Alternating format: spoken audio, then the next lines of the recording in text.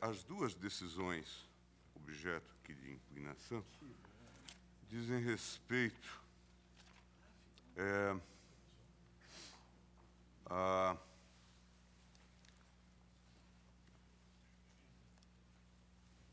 duas orientações do Tribunal de Contas. A primeira delas, o TC 015-645-2001, diz o seguinte, na ementa, decisão do Tribunal, e esta decisão é de 10 de dezembro de 2002, decisão do Tribunal que determinou a realização de auditoria com vistas a identificar responsáveis pela prática de atos de gestão ruinosos ou de liberalidades que tenham causado dano ao patrimônio da União. Constatação de danos ao patrimônio da União, decisão preliminar pela citação e audiência dos responsáveis, acolhimento de medida cautelar de indisponibilidade de bens requerida pelo Ministério Público, comunicações. E a segunda, também, diz o seguinte, no mesmo processo, decisão do Tribunal que determinou a realização de auditoria com vista a identificar responsável pela prática de atos de gestão ruinosa ou de liberalidades que tenham causado dano ao patrimônio da União. Então, embora me fosse simpática até a ideia de, já desde logo, encerrar essa discussão, não me parece que seja o caso, de modo que eu rejeito a preliminar suscitada quanto à questão, porque, de fato, é essa a impugnação que se coloca. E no mérito, só para adiantar, tendo em vista a questão posta, não se trata de pleito de índole particular. Na verdade, aqui se tem um típico conflito federativo veiculado em mandado de segurança, como já tivemos outros antecedentes, outros precedentes no âmbito desta Corte. De modo que passo agora a examinar. Vossa Excelência rejeita a preliminar. Rejeito, portanto, a questão suscitada, né, quanto à eventual decadência, uma vez que as decisões que estão sendo impugnadas, né, e que deram ensejo, então, a essa discussão, são decisões tomadas em 10 de dezembro de 2002, e o mandado de segurança, como foi dito, foi protocolado em 16 de dezembro de 2002. Bem, passo ao voto. A Procuradoria-Geral da República sustenta a legitimidade da atuação da Corte de Contas com base nos seguintes argumentos. Esta Corte Suprema, ao julgar contenda relativa à tomada de contas especial em sociedade de economia mista, o mandado de segurança 23627, informativo 260 de 23 de 2002, apesar de ser tema diverso do ora em questão, teceu considerações a respeito da competência do Tribunal de Contas. Vejamos. Evidente, pois, que a competência do Tribunal de Contas diz com as contas dos responsáveis por valores públicos, expressão que exclui de pronto, desenganadamente, dessa competência do Tribunal de Contas, o julgamento das contas dos administradores de entidades de direito privado, como as empresas públicas e sociedades de economia mista, cujo patrimônio incluídos bens e direitos não reveste a qualidade de bens públicos, mas de bens privados. Verificada a competência do Tribunal de Contas para fiscalizar a TerraCap diante da ocorrência de atos ilícitos por parte de administradores daquela empresa, que resulta em prejuízo ao erário, não há que falar em usurpação de competência da Câmara Legislativa Distrital e do Tribunal de Contas do Distrito Federal. Conquanto, esta é a manifestação da Procuradoria, conquanto esta também tenha sido relativamente à tese do fundo, a linha decisória recentemente acolhida por esta Corte no MS 25092, ministro Carlos Veloso, caso conhecido, julgado em 10 de 11 de 2005, a questão, no caso específico dos autos, não se resolve, a meu ver, de forma tão singela. Cuida-se aqui de fiscalização da empresa TerraCap, formada pelo Distrito Federal e pela União, cuja Constituição foi autorizada pela Lei 5.861, de 12 de 12 de 72, com capital pertencente à União, 49%, e ao Distrito Federal, 51%.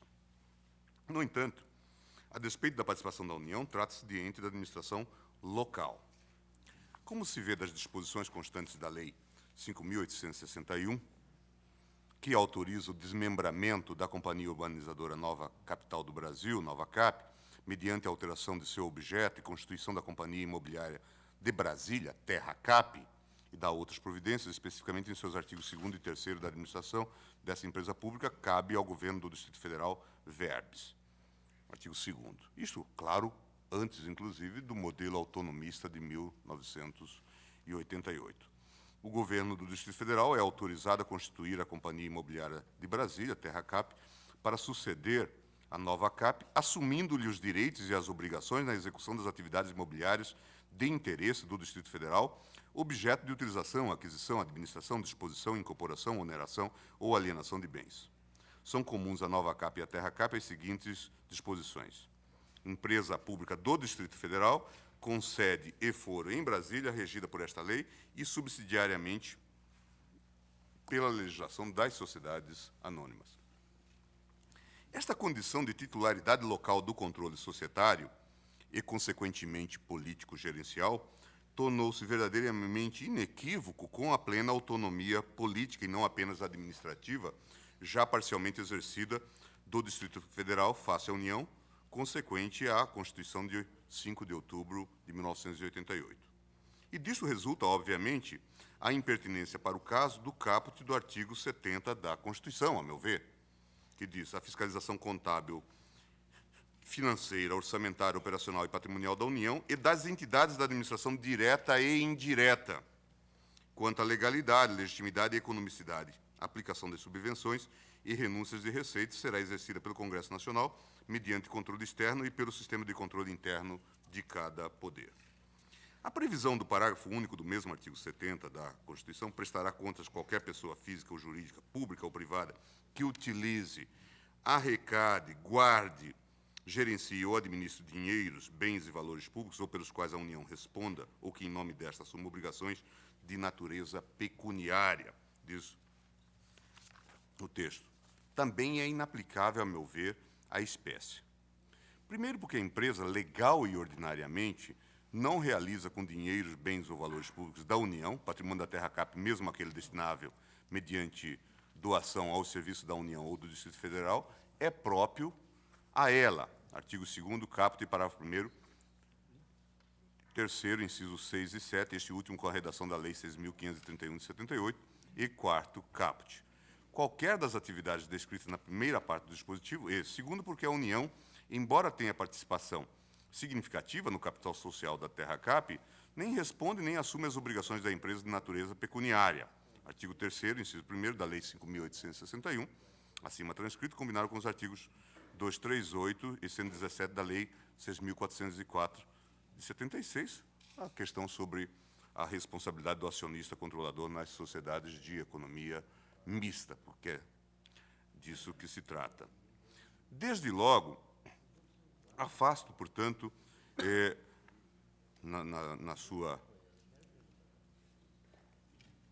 grande maioria, as disposições do artigo 71 da Constituição, por não se tratar de aprovação das contas do Presidente da República, de fiscalização em unidade administrativa direta ou indireta da União, em qualquer de seus poderes, e nem mesmo de repasse de recursos pela União mediante convênio, acordo, ajuste ou outros instrumentos congêneres.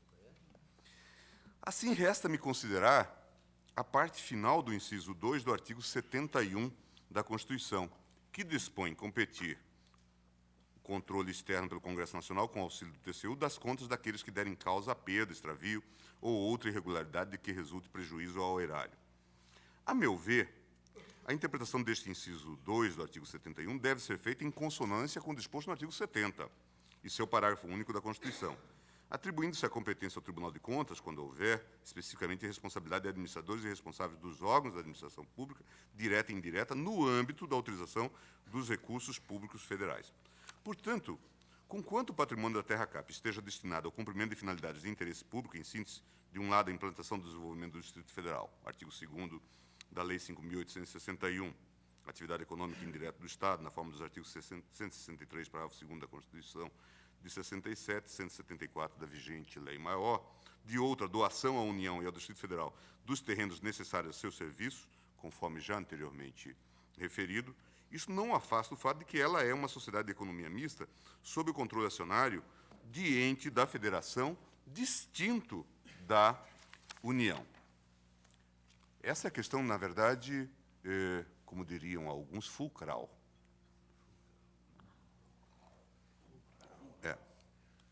Na verdade, não se trata de uma simples... Coisa feia, né?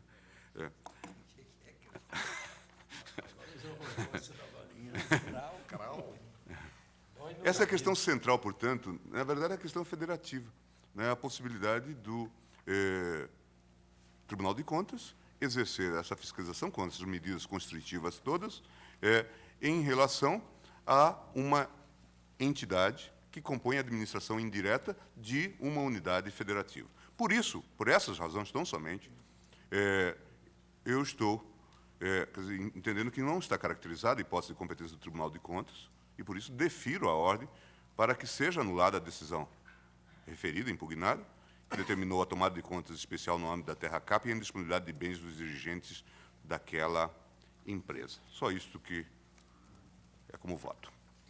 Ministro Ricardo Lewandowski. Vou pedir vista.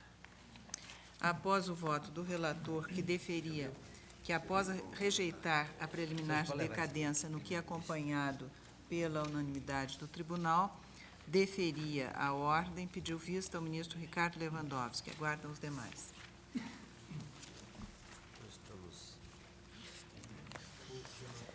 Ministro Marco Aurélio. Vossa Excelência é relator do mandado de segurança 24.584, impetrante Eudete dos Santos Pinto, e impetrado o Tribunal de Contas da União.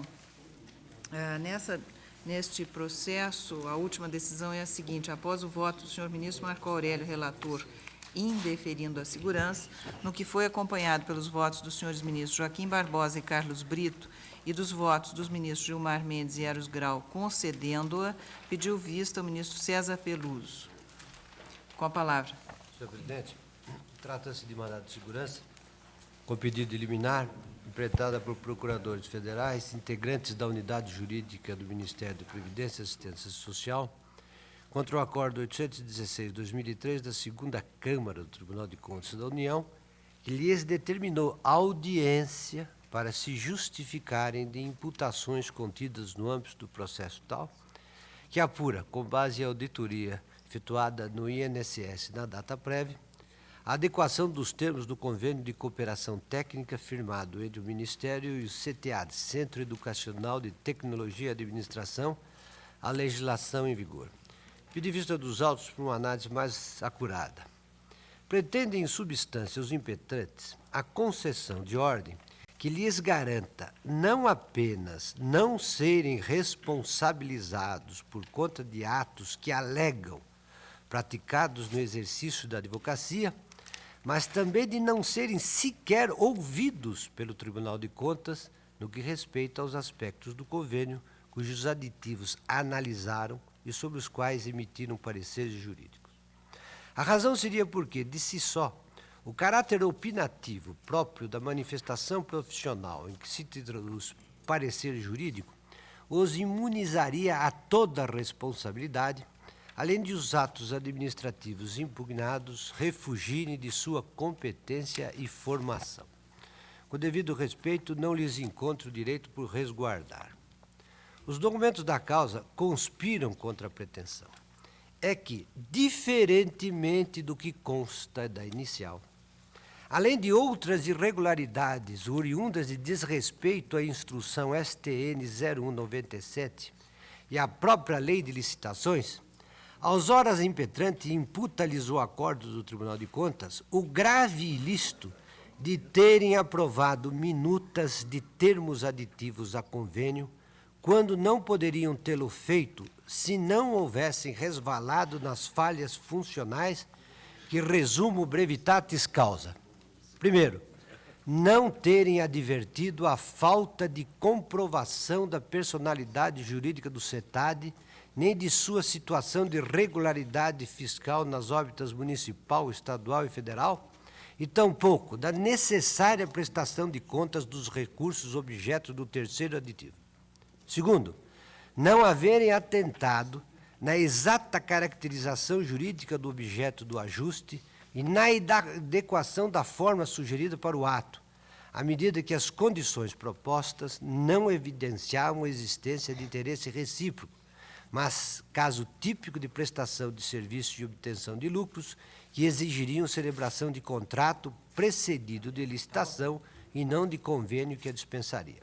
Terceiro, não terem, diante desses vícios jurídicos que lhes cumpria denunciar, alertado a autoridade administrativa para a consequente ilicitude do convênio, cujos termos não poderiam ser aditados em dano da administração.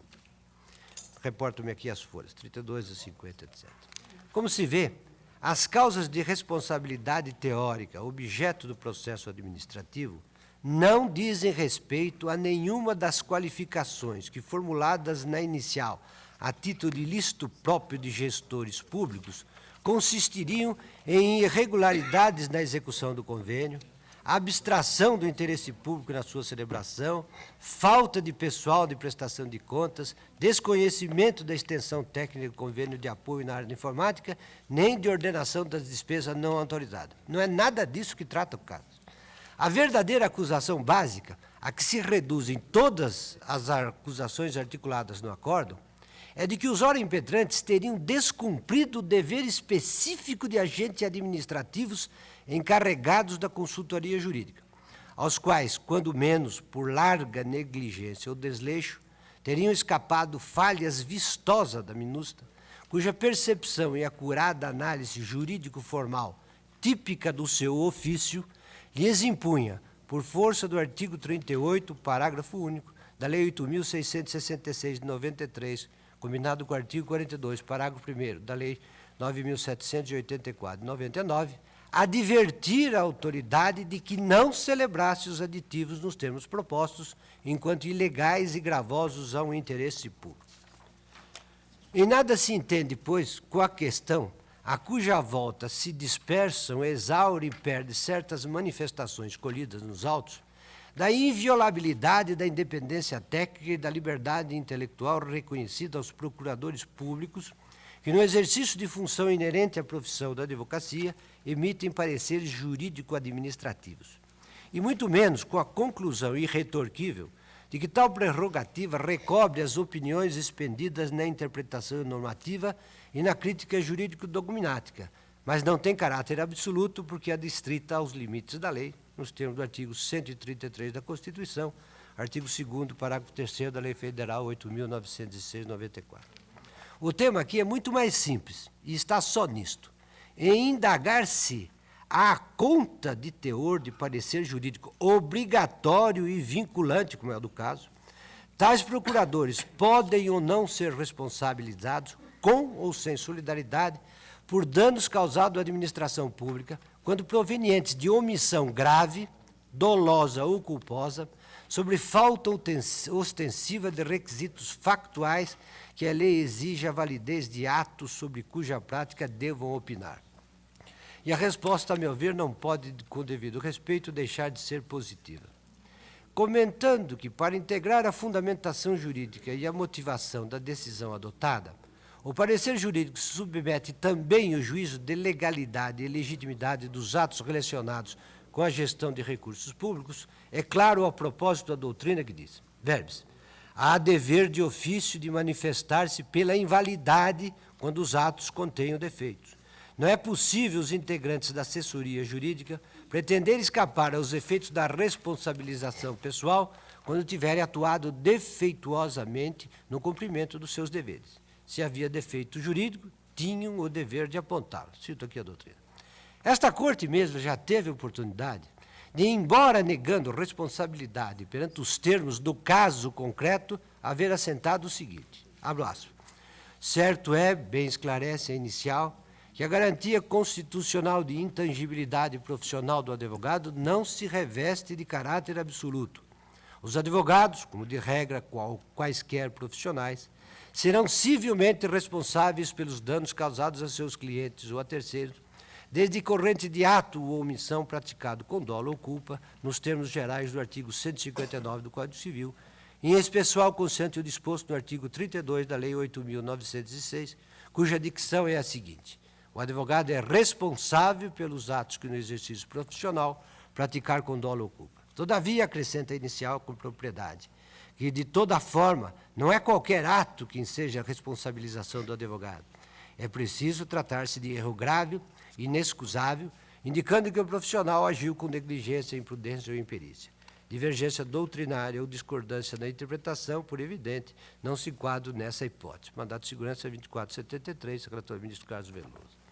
E é o que se tira deveras do ordenamento jurídico, à vista não apenas da norma específica do artigo 32 da Lei 8.906, e da regra geral do artigo 186 do vigente Código Civil, que repete o 159, mas também do artigo 71(2) da Constituição da República, que, em correspondência ao princípio da responsabilidade sem exceção, atribui, dentre outras, ao Tribunal de Contas competência para julgar as contas dos administradores e demais responsáveis por dinheiro, bens e valores públicos da administração direta e indireta, incluídas as fundações e sociedades instituídas e mantidas pelo Poder Público Federal, e as contas daqueles que derem causa à perda, extravio ou outra irregularidade que resulte prejuízo ao erário público.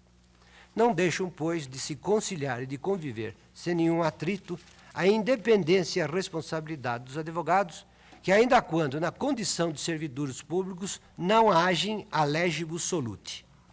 Ora, parece evidente que, não sem palmar insulto ao ordenamento jurídico, seria, no caso, com o devido respeito, inviável apurar a existência concreta dessa responsabilidade, ora in statu assertionis, só afirmada, se nega ao Tribunal de Contas, no exercício da competência constitucional de julgar atos funcionais danosos ao erário, o poder de instaurar processo administrativo tendente a investigar a ocorrência ou não de ilícito vindo deslumbrado por auditoria, com observância estrita do contraditório e da ampla defesa. Só seria concebível abortar o procedimento a título de falta de justa causa e, como tal, de arbitrariedade ofensiva a direito líquido e certo dos procuradores, se dirigido, em tese, contra a liberdade de opinião jurídica ou carente de apoio em qualquer elemento prévio de convicção. Mas não é esse o caso, porque, recaindo o processo sobre a arguição de um conjunto grosseiro de desatenções e omissões documentadas, capazes de substanciar, pelo menos, comportamento gravemente culposo dos procuradores opinantes, não se lhes atenta quanto à relativa inviolabilidade profissional, senão que se usa do remédio jurídico adequado à apuração de eventual responsabilidade administrativa. Não vejo como, nas particularidades deste caso, debaixo do pretexto de imunidade absoluta que o ordenamento jurídico não conhece nem tolera, excusá-los da sujeição aos termos legais de um processo administrativo absolutamente regular. Denego a segurança. Portanto, o voto vista do ministro César Peluso se alinha aos do ministro relator, que foi acompanhado pelo ministro Joaquim Barbosa e Carlos Brito, para denegar a segurança. Faltam ainda os votos do ministro Ricardo Lewandowski. Senhor presidente, eu também acompanho integralmente o relator, sobretudo agora esclarecido pelo brilhante voto do eminente César Peluso, que eu tenho entendido também os advogados de modo geral, os procuradores públicos de modo particular, de resto também os magistrados, são, como regra, irresponsáveis pelos pareceres, opiniões e decisões que proferem, salvo se agirem com erro grosseiro, com desvio de finalidade, com usurpação de competência, com dolo ou com culpa. E esse parece ser o caso dos autos. Portanto, eu também denego a segurança.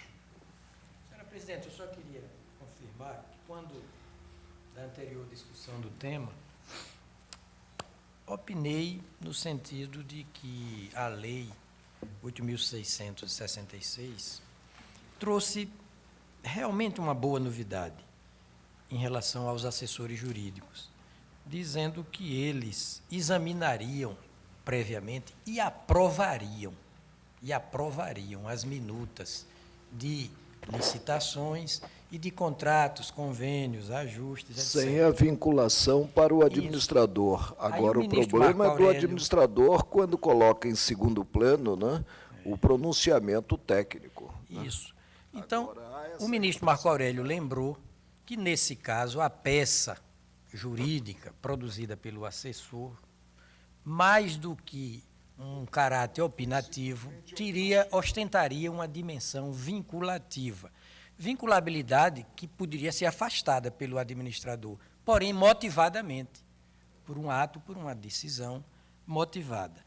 Isso de uma parte. Por outra volta, o Tribunal de Contas não condenou os impetrantes. O que fez o Tribunal de Contas? Abriu um contraditório. E o ministro César Peluso está deixando claro que não existe esse direito de nem sequer ser ouvido pelo Tribunal de Contas no curso de um processo administrativo regular, não é?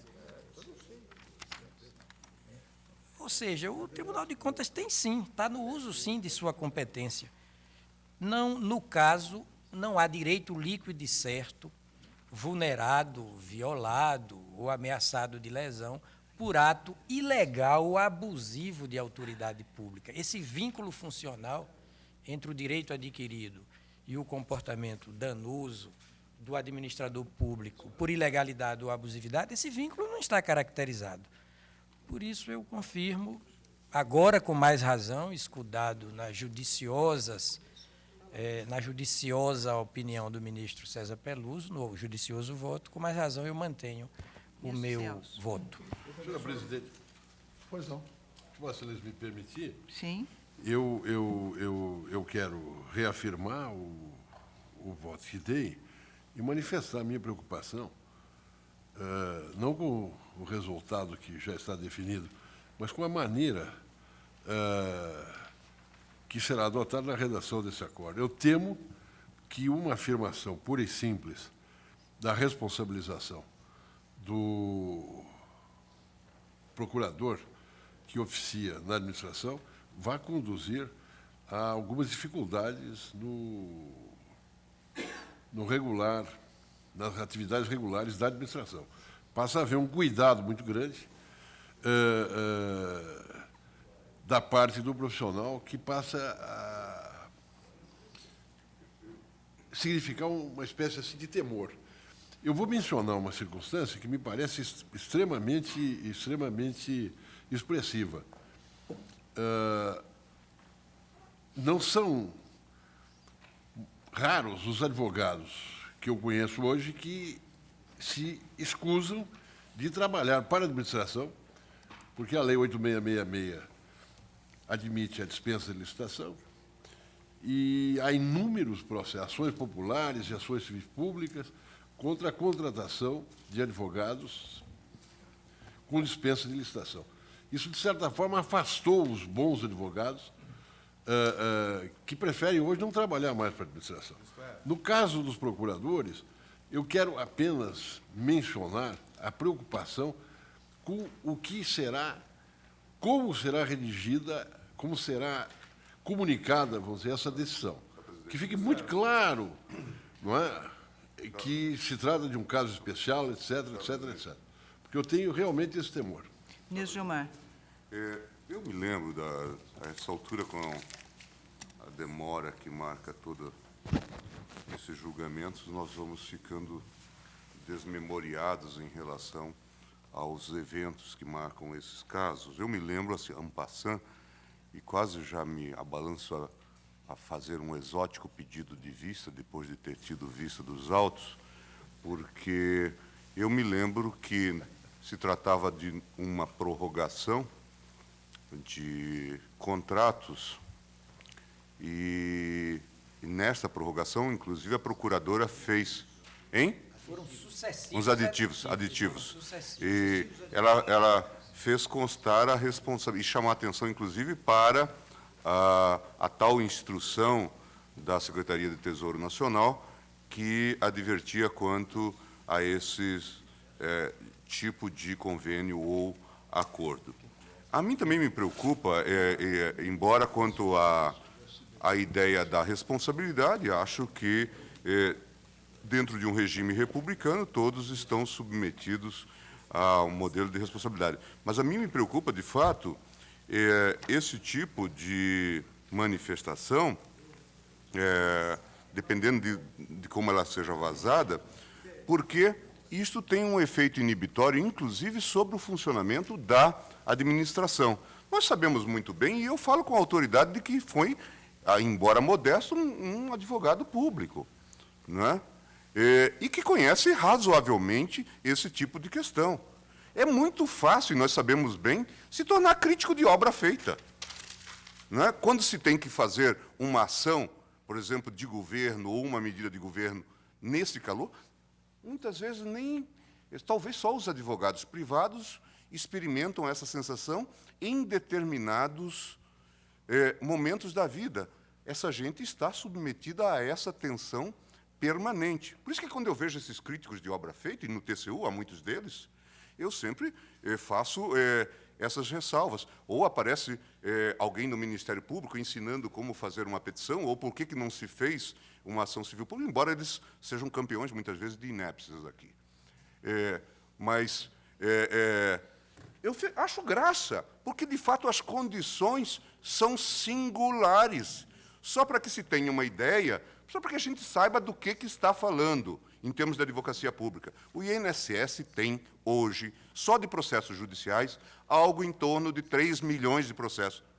3 milhões de processos para 1.500 procuradores. Nós estamos a falar tão somente dos processos judiciais. É disso que nós estamos a falar. Se isto envolve ainda as ações administrativas, porque uma parte da atividade está voltada para a consultoria, é disso que nós estamos a falar. Agora, é muito fácil depois apontar erros em relação, especialmente quando se está dando parecer em ambiente refrigerado. Mas é uma condição especialíssima que marca o tipo de ação na advocacia pública. E é por isso, a par, claro, das pressões, evidente. Existem pressões, não vamos fingir, né? As pressões políticas, as questões administrativas que se colocam. Claro que o administrador, também não podemos ignorar, opera com uma lógica que é diferente da lógica do juiz, ou, eventualmente, do procurador, do promotor, que é uma lógica de resultado. Não é que esteja fazendo nada indevido, mas é que ele tem uma pressão, uma lógica de resultado. O que leva a exige do próprio advogado público uma criatividade. Posições deste tipo têm o quê? O condão de produzir ainda mais inibição num contexto de administração já absolutamente inibido. Por isso que eu vou pedir escusas, presidente, mas eu vou pedir vista desses autos novamente. Realmente, Vossa Excelência, examinando os autos, e a minha primeira impressão foi essa, fiquei impressionado com o argumento da petição inicial, é que a petição inicial distorce as acusações constantes do processo. Não se trata de tudo que eu me lembro. Das imputações que os impetrantes atribuem à acusação. As acusações são outras. Estão sendo acusados de faltas graves. Agora, se essas faltas ocorreram ou não ocorreram, eu não posso dizer. E como eu vou impedir que a administração, eventualmente, porque o lado... Esse é um lado que Vossa Excelência aponta, mas existe o outro lado. O lado das desatenções graves, quando não dos casos dolosos contra a administração pública. Como é que se vai apurar a responsabilidade, se não num processo submetido ao contraditório? E é isso que aconteceu. O Tribunal de Contas discriminou as faltas graves que eles teriam cometido nos pareceres e abriu um procedimento e pediu para serem ouvidos. Eles estão sendo ouvidos no procedimento. E eles querem, com a impetração, abortar o procedimento. Isto é, se recusam a serem ouvidos, como invocando, portanto, por pressuposto, uma imunidade de caráter absoluto que o tribunal não reconhece, nem o sistema jurídico permite que se reconheça. Mas a questão é bastante complexa. Se o ministro Gilmar retoma a vista dos autos, eu acho que é prudente.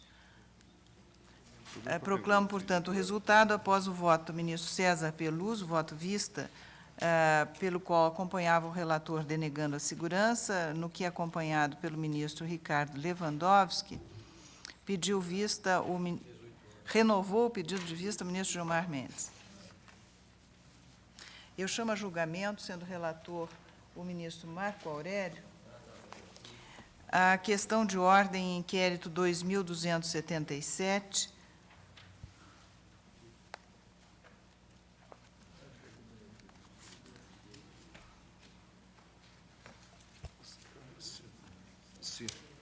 Posso? Sim, pois não.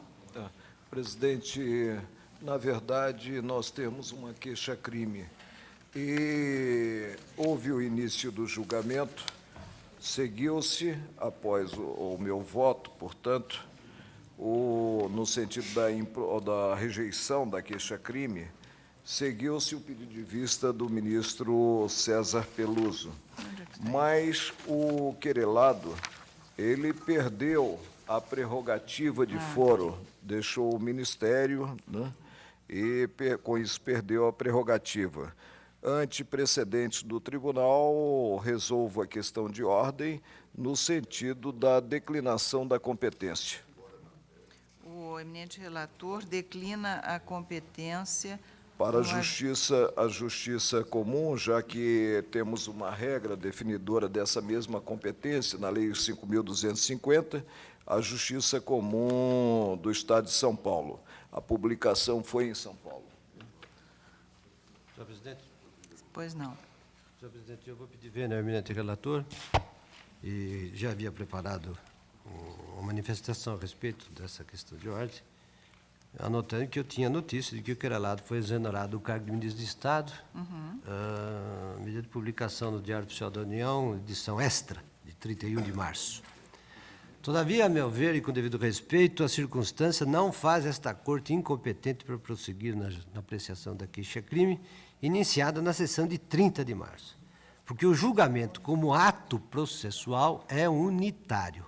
Os votos não são, para esse efeito, atos processuais distintos, mas momento do ato único do julgamento. O regimento interno desta Casa, no artigo 139, dispõe, aliás, que o julgamento, uma vez iniciado, ultimar-se-á na mesma sessão, ainda que excedida a hora regimental. Se alguns dos ministros, porém, depois de pedir vista dos autos, apresentem sessão para a votação, o que ocorre é o prosseguimento da mesma votação, computando-se os votos proferidos, ainda que os ministros não compareçam a deixar do exercício do cargo. 134 para frente. Além disso, não pode participar de julgamento os ministros que não tiverem assistido ao relatório e aos debates, 134, parágrafo 2º, tudo o que confirma a ideia do julgamento como um ato processual unitário. A ratio dessa previsão regimental é idêntica do Código de Processo Civil, que estatui no artigo 455 que a audiência é una e contínua. Entendo, pois, com o devido respeito, que, não obstante a exoneração do querelado do cargo do ministro, ter se dado um dia após o início da votação, não deixou a Corte de ser competente, dado que, com o início do julgamento, não há fragmentação do ato processual. É como o voto, senhor presidente. Presidente, eu imaginei que não teríamos sobre a matéria discussões maiores, tendo em conta pronunciamentos da Corte em outros processos, e tenho esses pronunciamentos aqui já reunidos, né? A meu ver, nós não temos a perpetuação da competência do tribunal pelo início do julgamento. E por que não temos? Porque estamos diante de uma incompetência absoluta, uma incompetência que indicou, no caso, a declinação, presente o aspecto funcional. Haver aquele que detinha a prerrogativa deixado o cargo exercido. E não há um liame a ditar, no caso, a persistência da atividade da Corte como a mais adequada, um liame com o cargo de ministro de Estado, né? Por isso, eu insisto, penso que nós estamos diante de situação que pode ser enquadrada no artigo 87 do Código de Processo Penal. Insisto na ótica já sedimentada na Corte de que, deixando o detentor da prerrogativa o cargo ou a função, cessa a competência do próprio tribunal. Preceitua o 87, determina-se a competência no momento em que a ação é proposta. Eu estou aqui dando interpretação analógica, tendo em conta o caso concreto. São irrelevantes as modificações do estado de fato ou de direito ocorridas posteriormente, é a regra. Aí vem a exceção, salvo quando suprimirem o órgão judiciário, não é o caso, o Supremo continua de portas abertas, ou alterarem a competência em razão da matéria ou da hierarquia. Por isso eu peço vênia ao ministro César Peluso para manter a proposta de solução da questão de ordem no sentido da declinação. Senhor presidente, vocês me permitem, só para ponderar, que eu não discordo nem uma linha das premissas em que se assenta a manifestação, a segunda manifestação do eminente ministro relator. Estou de acordo que o caso é de competência absoluta.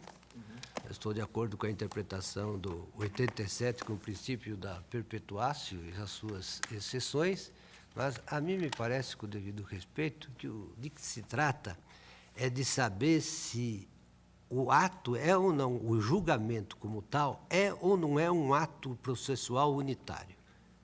Porque, sendo um ato processual unitário, ele se submete à regra vigente e à data da sua prática. Ou seja, quando o julgamento foi iniciado, o querelado era ainda ministro de Estado.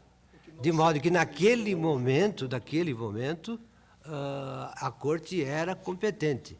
A circunstância de, após iniciado o julgamento, ter se modificado um estado de fato que implicaria modificação da competência, neste caso não atinge o julgamento, porque o julgamento é um ato unitário. Ou seja, eu tenho uma dificuldade de entender cada voto como se cada um deles fosse um ato processual diferente.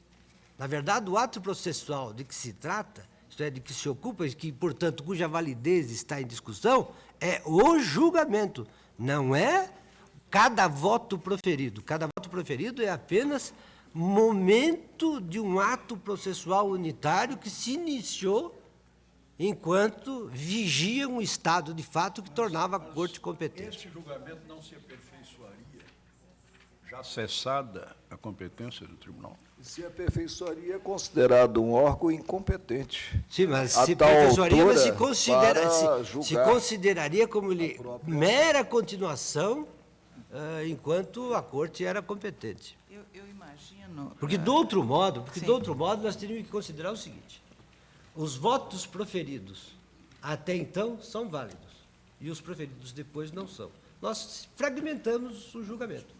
Isto é, os pode atos até ser praticados válido, mas é antes de ineficaz, 30 de março são válidos. Porque um voto Porque a individual Corte, não recebe a queixa. Corte tinha competência para, sob a suposição de que cada voto é um ato processual, que eles foram proferidos validamente. Portanto, são atos válidos. E que, portanto, nós não podemos proferir outros depois, nós temos que considerar o seguinte em termos de lógica jurídica. Ou seja, nós interrompemos o julgamento, não continuamos o julgamento, mas determinamos a remessa dos autos ao outro juízo para que ele continue o julgamento que já se iniciou, porque os atos foram válidos. Mas, ministro Peluso, Longe nesse de caso... mim a mesclagem. Ministro Marco Aurélio, Longe de mim a mesclagem. ministro Marco Aurélio, Vossa Excelência me Entender permite... que, no caso, o meu voto se somará à decisão monocrática de primeira instância para chegar à procedência ou improcedência, porque aí já não se tratará mais sequer do recebimento, né, da própria queixa-crime e a imposição ou não de condenação. Sim, mas o meu problema é esse. Nós podemos ou não podemos fragmentar o julgamento? Senhor presidente, Esse é que é o problema. Pois não. eu também eu confesso que quando vi até nos jornais o anúncio de que teria havido já o julgamento da afirmação da prejudicialidade, eu fiquei assim com uma certa perplexidade. Não, mas não foi. Esse foi do julgamento de outro caso. De outro caso. Um caso outro foi, caso. foi Ah, não era esse caso. Ministro Celso de Celso Mello. Mello. Ah, tá. Esse é outro caso. Ah, tá, porque então eu Esse não imaginei, foi esse caso. eu imaginei que se tratava deste caso. Não foi. Ah, Foi não. outro caso. Imaginei que Esse se aqui tratava. é essa peculiaridade. O O caso que eu julguei início não do tinha sido- julgamento... Não tinha sido Submetido. julgado, Não, não foi perfeito. julgado, Não, etc. César desculpe. Peluso, Mas eu fiquei com essa perplexidade exatamente porque eu associei ao início do julgamento. E fiquei a imaginar... Não. Né, exatamente. E fiquei a imaginar, então, como nós, depois de iniciado o julgamento, poderíamos, de fato, reconhecer a prejudicialidade. Nós todos temos, creio que, casos nesse sentido, especialmente agora com renúncias ou cassação de deputados que estavam submetidos ao foro do Supremo Tribunal Federal, todos acho que temos decisões no sentido prejudicialidade das ações e da remessa para o órgão competente. Mas, neste caso, de fato, há uma singularidade que, a meu ver, justificaria, e eu folgo em ver que o ministro Peluso traz argumentos dogmáticos robustos para aquilo que era just a feeling, né, neste caso, que era a ideia de que, de fato, iniciado o julgamento, e às vezes nós sabemos bem, com esse alongamento pelos sucessivos pedidos de vistas, nós vamos ter, depois de algum tempo, nós vamos ter o reconhecimento da prejudicialidade e da remessa para o E se o outro órgão fosse o motivo causador da ocorrido durante a interrupção, se tivesse morrido o querelado? Bom, mas aí é a Querelante. extinção. Aí é a extinção da punibilidade. Extingue. Deixaríamos de declarar? Não, não poderíamos deixar. Mas extingue aqui. Aqui Extinguiria aqui. Aqui mesmo. Extinguiria aqui mesmo com a nossa competência. Exatamente. Senhor presidente, eu queria fazer algumas ponderações, que são as seguintes. Nós estamos em face, claramente, da superveniência de uma incompetência absoluta em face da perda do privilégio de foro do querelado. E aí, me parece que se aplica aqui o artigo 113 do Código de Processo Civil, que diz o seguinte: a incompetência absoluta deve ser declarada de ofício e pode ser alegada em qualquer tempo e grau de jurisdição. E aí vem o parágrafo 2º, diz o seguinte: declarada incompetência absoluta, somente os atos decisórios serão nulos, remetendo-se os atos ao juiz competente. Os atos preparatórios são convalidados. Nesse caso, eu penso, data vênia, se nós proferirmos o julgamento, esse ato será nulo, Não, porque mas o que é o seguinte, esse parágrafo 2º se refere a atos nulos por quê? por julgamento, se eventualmente Porque proferidos se houver por a superveniência de um decisões juiz proferidas por incompetente. órgão incompetente. Isto Se é, nós no prosseguirmos- momento em que ele praticou o ato, ele era incompetente. Não é o caso. Mas se No nós momento em que se prosseguirmos- começou o julgamento, a corte era competente. Sim, mas houve uma Sim, mas nós superveniência, Mas a de uma incompetência absoluta. Essa superveniência é absolutamente Qual seria a irrelevante para sanção? efeito de julgamento. A sanção seria, em tese, a nulidade desse julgamento, porque nós julgamos tendo, em face de uma incompetência Vossa absoluta. Excelência da está fazendo Taverna. abstração do julgamento. Vossa Excelência está considerando cada voto como ato processual, como se fosse Não, uma ministro. decisão. Então, é um Não, contínuo, exatamente por é um isso eu não posso contínuo, acompanhar. mas É um contínuo que Preciso começou- raciocínio de uma Vossa Excelência solução para o de julgamento continuidade. unitário. O que se tinha era um voto de um órgão colegiado, o voto do relator, Sim, mas o início E havia do mais. julgamento. mais de um voto. Não estou dizendo incapazes, ineficazes para emitir um juízo pelo tribunal. Sim. Então não há ato nenhum praticado. Não, mas já começou a ser praticado. Há atos parciais que Não, não comporiam há o atos. julgamento. Esses atos Sim, não Que o já são- não se julgamento- pode fazer porque perdemos a O competência. julgamento é um Esse é ato que é o problema. complexo, ele só se perfaz com a última decisão. A proclamação do O julgamento é um ato processual só, é um ato só. Nós não podemos considerar cada voto como se fosse Ministro, um ato. Não, ministro, é um ato vamos compósito pensar. de Quando vários se votos. interromperia, uma vez recebida a queixa, a prescrição? Não é com a proclamação do resultado? Sim, ministro, para mostrar que o ato só se perfaz Sim, não tenho dúvida.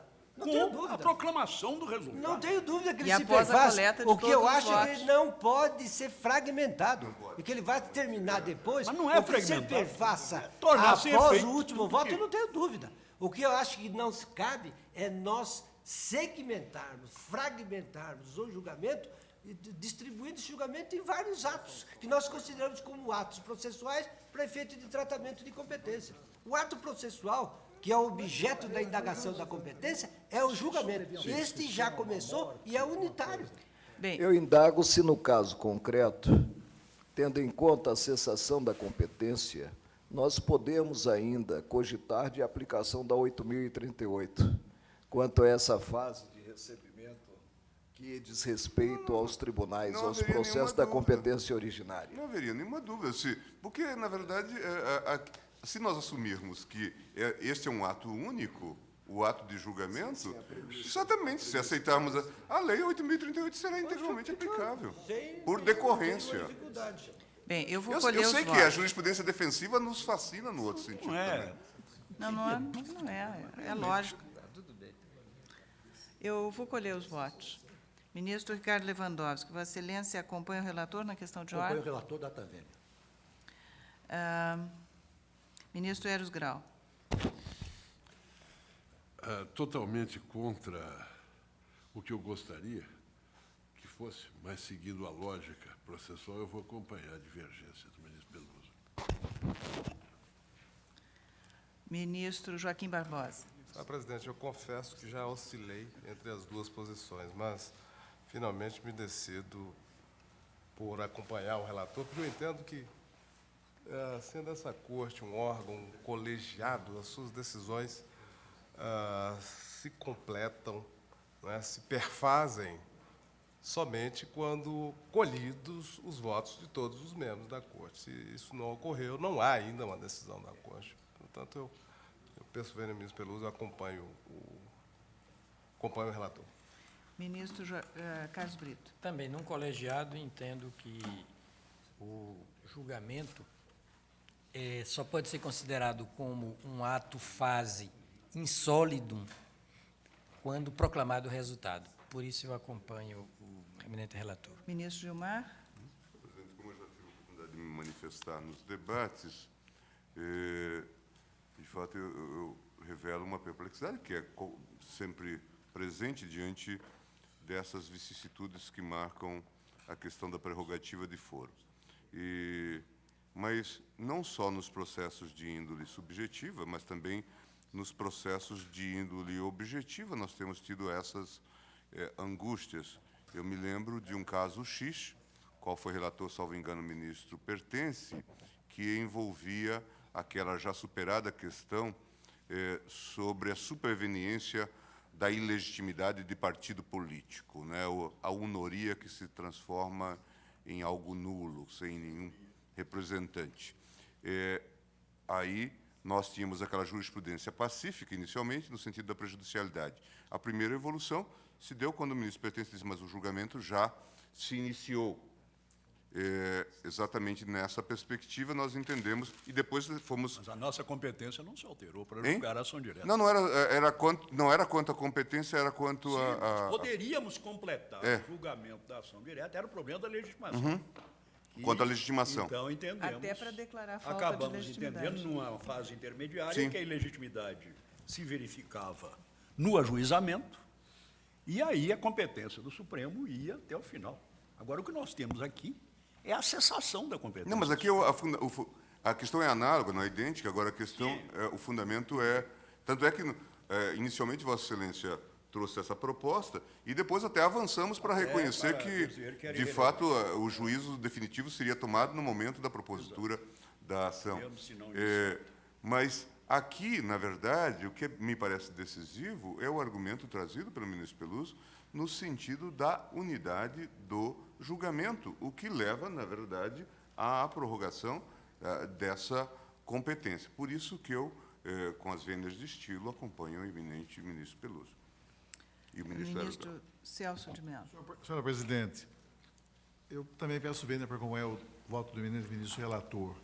Entendo que, se de um lado é certo que se determina a competência no momento em que é ajuizada a ação, de outro lado, sobreveio, no caso, modificação relevante, não é, que tem implicação constitucional e cuja ocorrência fez cessar de pleno direito a competência penal originária da Corte.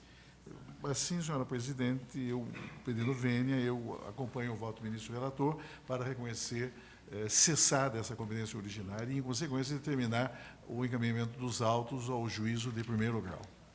Ministro Pertence. Presidente, com todo respeito pelas objeções muito agudas do ministro Peluso, eu também peço vênia para acompanhar o eminente relator. Creio que é pressuposto da perfeição de uma decisão que o tribunal, no momento em que a conclua, conclua o ato processual, seja competente em razão da matéria. E, por isso, eu creio que, como a decisão só se perfaria com a prolação dos votos faltantes e a proclamação do resultado, isto não pode ser feito uma vez cessada a nossa competência absoluta. Por isso, peço vênia para também declinar da competência para juízo comum. Também eu, com vênia ao ministro César Peluso e os que o acompanham, peço licença para seguir a linha proposta pelo relator, declinando a competência para a Justiça Comum do Estado de São Paulo. Proclamo o resultado.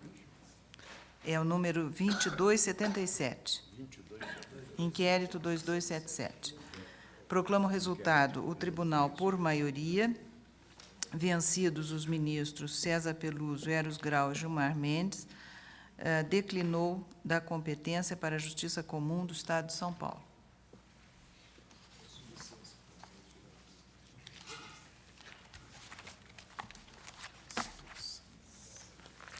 Bem.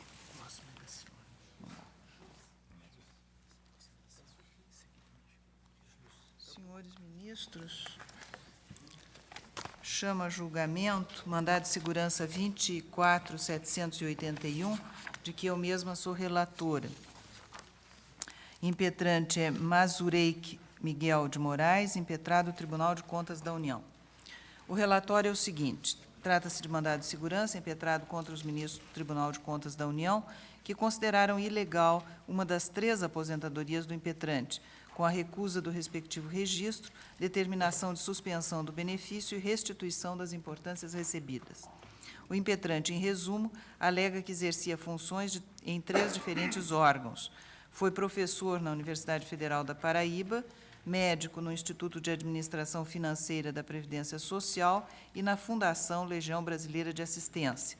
Aposentou-se, respectivamente, em 25 de 6 de 1991, em 17 de 7 de 1992 e 31 de 12 de 1992, em cada uma dessas diferentes funções.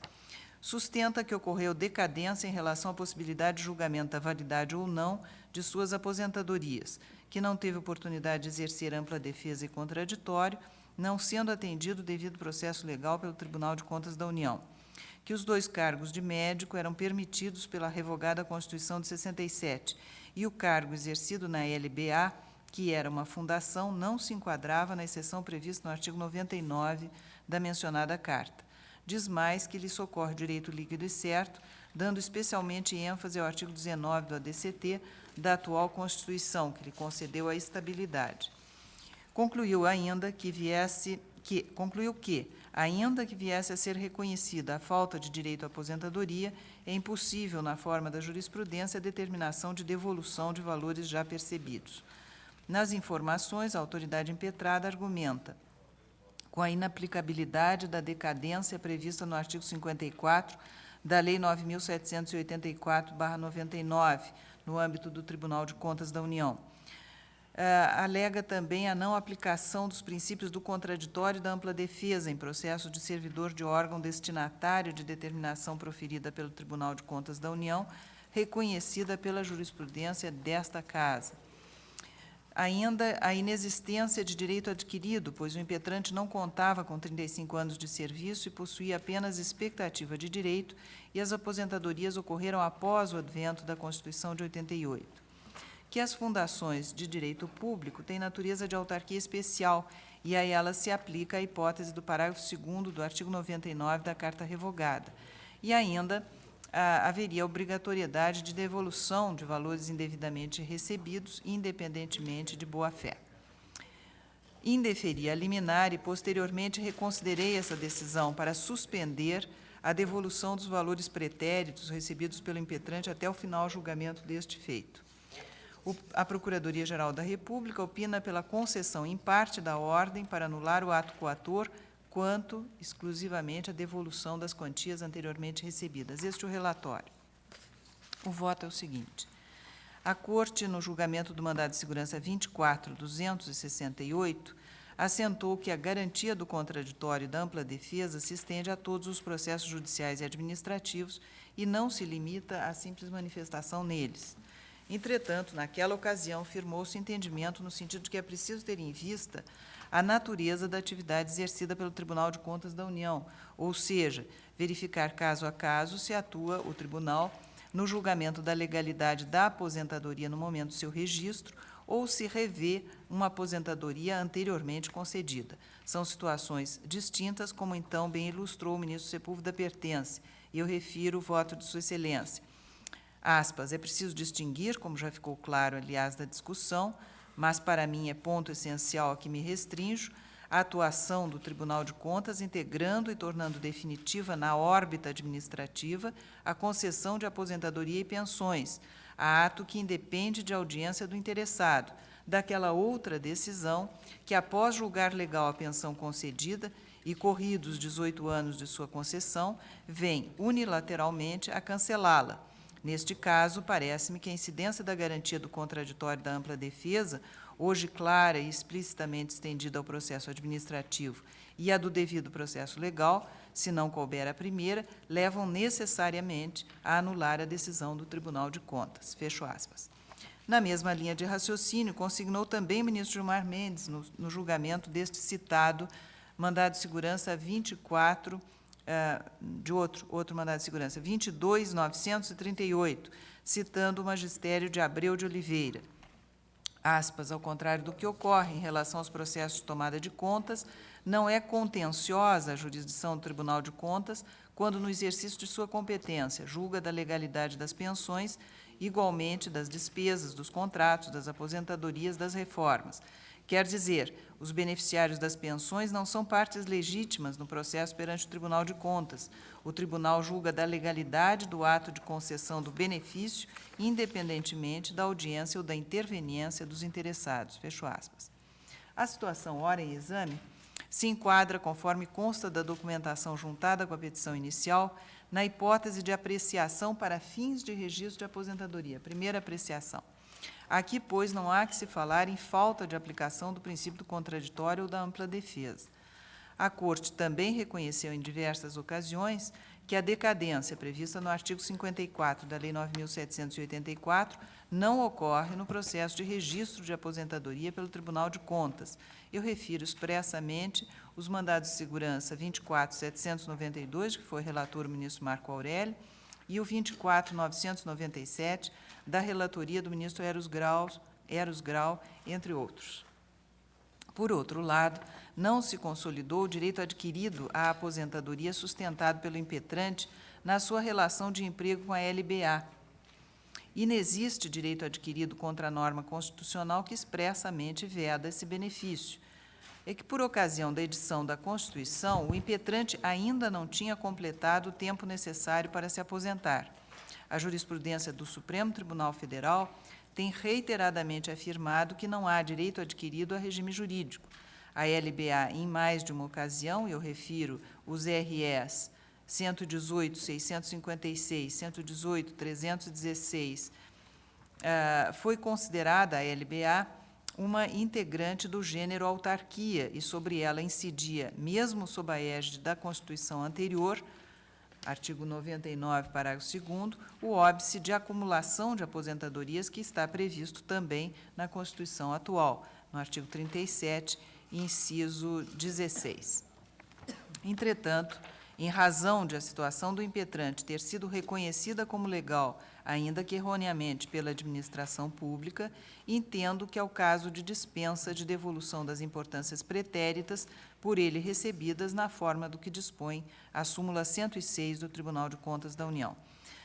Para este efeito, enfim, que eu defiro, em parte, a segurança, apenas para ressalvar as importâncias já recebidas. Esse é o meu voto. Presidente, eu me lembro que eu pedi vista de um caso, ministro Brito, quando eu já estou até em condições de trazê-lo, porque se discutia exatamente se teria havido uma demora, além dos 5 anos, que o ministro Brito prefixava a partir também da discussão doutrinária e também da aplicação hoje da Lei 9784, e para aplicar o contraditório e a ampla defesa. Nesse caso, eu não sei se... Vossa Excelência fica com vista, então, Posso, nesse mas eu caso. prometo trazer uma mais rápido. Pode trazê-los todos juntos. É. Portanto, após o voto da relatora, que deferia em parte a segurança, pediu vista o ministro Gilmar Mendes, aguardam os demais. Como?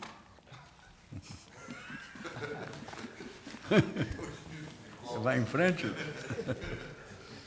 Será que é a mesma coisa? Não. Esse povo de Paris é fogo. Eu acho que é. Bancada de Paris. Essa bancada está enorme. Você tem algum outro de outro relator? É o Gilmar. Ministro Eros Grau. Vossa Excelência é relator da ação direta de inconstitucionalidade 1994, requerente à Associação dos Membros dos Tribunais de Contas do Brasil, a TRICOM, e requeridos o governador e a Assembleia Legislativa daquele Estado. Do Estado do Espírito Santo, perdão, não tinha dito qual Estado. Senhor presidente, a ATRICOM propôs ação direta em face do parágrafo 6º do artigo 74 e do artigo 279 da Constituição do Estado do Espírito Santo, com a redação que lhe foi atribuída por uma emenda constitucional, e dos artigos 25 e seus parágrafos 26, 27, caput e parágrafo único, 28 e 29, todos da Lei Complementar Estadual número 32 de 93. Eu vou me escusar de ler o teor desses preceitos que estão reproduzidos no relatório.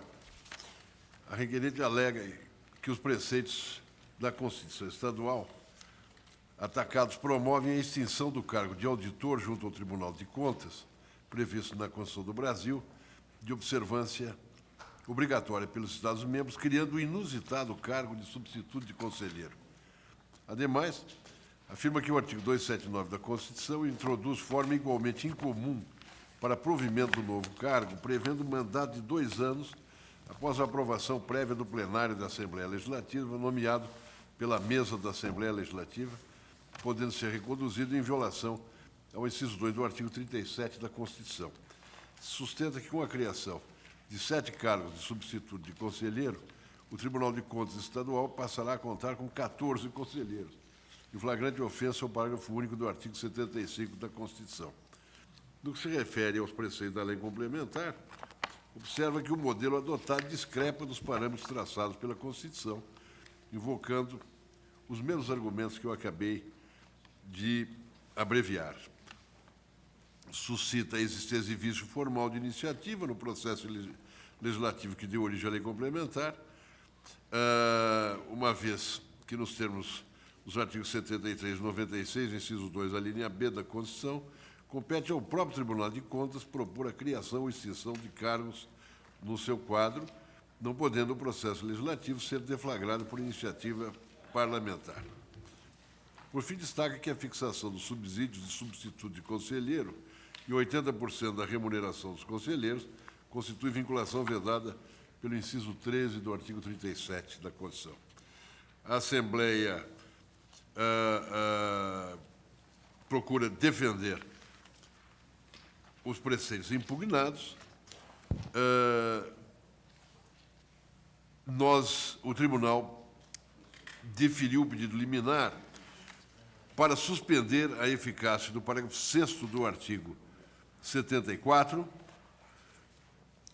e do artigo 279 da Constituição do Estado do Espírito Santo, bem assim de toda a lei complementar.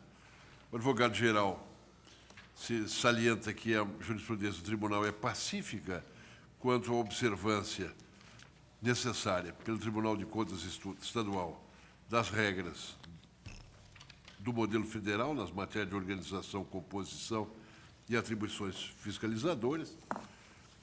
O Procurador-Geral da República opina pela procedência do pedido, entende ser inconstitucional a criação dessa figura de substituto de conselheiro, investido em cargo público sem aprovação em concurso, E esse é o relatório. O voto de Vossa Excelência. Eu digo, a Tricom pleiteia a declaração de constitucionalidade do parágrafo 6º do artigo 74 e do artigo 279, ambos da Constituição do Estado do Espírito Santo. A questão a que respeita a DI não é nova nesse tribunal, que em mais de uma oportunidade manifestou-se pela inconstitucionalidade de alterações na estrutura das Cortes de Contas estaduais, que discrepem do modelo delineado na Constituição. Eu estou mencionando aqui precedentes, digo a seguir que é indispensável que o Tribunal de Contas Estadual siga o modelo federal, não sendo possível o Estado-membro extinguir o cargo de auditor previsto constitucionalmente e substituí-lo por outro cuja forma de provimento igualmente diverge do modelo definido pela Constituição. O artigo 279 da Constituição Estadual, após substituir o cargo de auditor pelo de substituto de conselheiro, determina que a nomeação desses últimos dê-se por livre escolha da mesa da Assembleia Legislativa para um mandato de 2 anos após a aprovação do plenário da Assembleia, em nítida violação ao disposto no artigo 37, inciso 12 da Constituição. Cito precedente, a composição dos tribunais de contas estaduais, bem como a forma de provimento de seus cargos, constitui matéria de observância compulsória pelos Estados-membros. E prossigo dizendo que, em consequência da declaração de inconstitucionalidade dos preceitos da Constituição Estadual, não podem substituir as modificações introduzidas na lei complementar pelo texto de uma outra lei complementar. Além dos argumentos que eu acima enunciei, são igualmente pertinentes as observações trazidas pela requerente no que tange a existência de vício formal de iniciativa no processo legislativo. Trata-se aqui de iniciativa exclusiva do próprio Tribunal de Contas, matéria que não podia ter sido deflagrada, matéria legislativa, que não poderia ter sido deflagrada por iniciativa parlamentar. Nessas condições, senhora presidente, eu julgo procedente o pedido para declarar inconstitucionais o parágrafo 6º do artigo 74 e o artigo 279, ambos da Constituição do Estado do Espírito Santo, com a redação que lhe foi atribuída pela emenda constitucional 17, bem assim toda a lei complementar 142. Confirmando, aliás, o que houvera sido definido em cautelar. Pois não. O 25, seus parágrafos, artigo 27, seu parágrafo único, 28, parágrafos, 29 da Lei Complementar 32. Isso. É isso? Perfeito. O relator julga procedente, ministro Ricardo Lewandowski. Acompanho o relator. Ministro Joaquim. Ministro Carlos Brito. Também, senhora presidente, louvando muito o voto, viu, muito bem elaborado. Inclusive, agudamente percebeu que entre as inconstitucionalidades da norma impugnada, ou das normas impugnadas, está a usurpação de iniciativa de lei que é privativa do poder dos tribunais de contas pela remissão que a Constituição faz ao artigo 96, né, dizendo que aos tribunais cabe os poderes mutatis mutandis que competem aos tribunais judiciários. E, realmente, a Constituição Federal faz do cargo de auditor um cargo de existência necessária, né, porque a Constituição, quando se refere assim nominalmente a um cargo, está dizendo que ele faz parte necessariamente da ossatura do Estado, digamos assim. E só por efeito de emenda à Constituição, e olhe lá, é que essa matéria poderia ser modificada. E, de outra parte, auditor ainda tem uma particularidade. Ele é regrado pela Constituição como um elemento de composição do próprio tribunal. 1/3, né, das vagas do tribunal é de ser preenchido por iniciativa do chefe do Poder Executivo, porém, alternadamente, entre auditores, diz a Constituição, e membros do Ministério Público de Contas. E o fato é que o artigo 75 deixa claro que o modelo de composição, né, e de exercício e também de fiscalização que ela adota a Constituição Federal, esse modelo é impositivo para os demais entes federativos. Eu louvo o voto do Ministério Grau e acompanho para todos os fins e efeitos. Ministro César Peluso. De acordo? Ministro Gilmar. Ministro Celso de Mello. Também. Ministro Sepúlveda pertence? Também estou de acordo com o relator. Proclamo o resultado. O tribunal, por unanimidade, julgou procedente a ação nos termos do voto do relator. Chama a julgamento a DIN 3.129, de que é relator o ministro Eros Grau. Pelo 192, perdão. 192, sim. 9 é o número, é o dígito Senhora de presidente. controle. 3.192 é requerente o Procurador-Geral da República, requeridos o governador e a Assembleia Legislativa do Estado do Espírito Santo. Senhora presidente, é um caso praticamente idêntico também do Espírito Santo. Os preceitos impugnados dizem basicamente com a criação, junto ao Tribunal de Contas, de um Ministério Público especializado.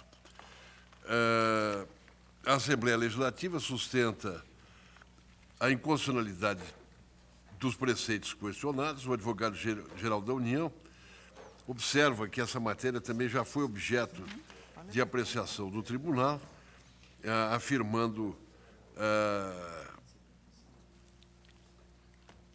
a existência necessária de um tribunal, de um Ministério Público especial integrado à estrutura organizacional do Tribunal de Contas, que tem atribuições que não se confundem com a do Ministério Público Comum. O Procurador-Geral opina pela procedência do pedido, e é basicamente esse o relatório. O voto de Vossa Excelência?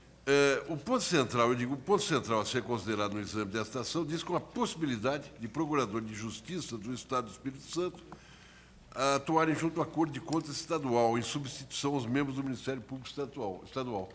Eu estou lembrando um precedente da de 2884, em que foi relator o ministro Celso de Mello, em que foi discutida essa matéria e se afirmou que somente o Ministério Público Especial tem legitimidade para atuar junto aos tribunais de contas dos estados e que a organização e composição desses tribunais estão sujeitas ao modelo jurídico estabelecido pela Constituição do Brasil. Por essa razão, e me apoiando em farta jurisprudência que nós já temos, a DI 892, 2013, 2209, estou julgando procedente o pedido e declarando inconstitucionais o inciso 4 do parágrafo 1º do artigo 21, o parágrafo 2º do artigo 21, o parágrafo 2º do artigo 33 e a expressão e ao Tribunal de Contas constantes do artigo 186, bem assim o parágrafo único do artigo 192, todos da lei complementar. O eminente relator julga procedente nos termos em que formulou. Eu colho o voto do ministro Lewandowski. Eu acompanho. Ministro Joaquim, ministro César, ministro Carlos Brito. Ministro Gilmar. Neste caso, Vossa Excelência está mantendo a ideia do Ministério Público Especial. É isso? Dissociado do Ministério Público, dito tradicional. Ministro Celso de Mello. Ministro pertence. Eu também estou de acordo com o relator. Proclamo o resultado. O tribunal, à unanimidade, julgou procedente a ação direta de inconstitucionalidade nos termos do voto do relator. Senhores ministros, está encerrada a sessão. Confirmada de amanhã extraordinária. A extraordinária é mais ordinária que a. Nunca vi uma extraordinária.